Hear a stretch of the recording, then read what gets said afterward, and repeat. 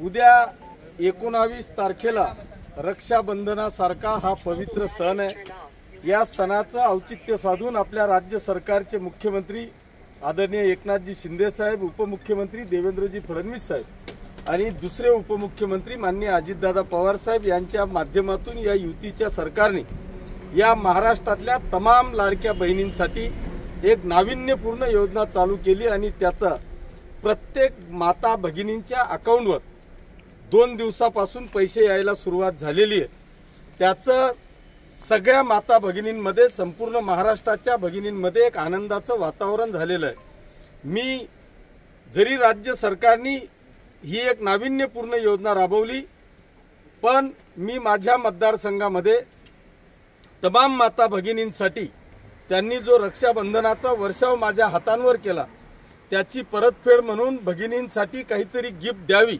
हा एक विचार करून आजपासून या पाचोरा आणि भडगाव मतदारसंघातल्या प्रत्येक घरी एक साडीची भेट म्हणून ह्या रक्षाबंधनाच्या निमित्ताने मी देतोय आणि त्याची सुरुवात आजपासून होते आहे। आमची सगळी टीम या सगळ्या भगिनी ह्या साडी वाटपासाठी आज सज्ज झालेल्या आहेत। प्रत्येक घरी येऊन त्या साडीची भेट आपल्याला प्रत्येकाच्या घरी देणार आहेत। सगळ्या लाडक्या भगिनींनी ही छोटीशी भेट ही आनंदाने स्वीकारावी आणि या भाऊला आपला आशीर्वाद द्यावा अशी एक आग्रहाची विनंती करतो।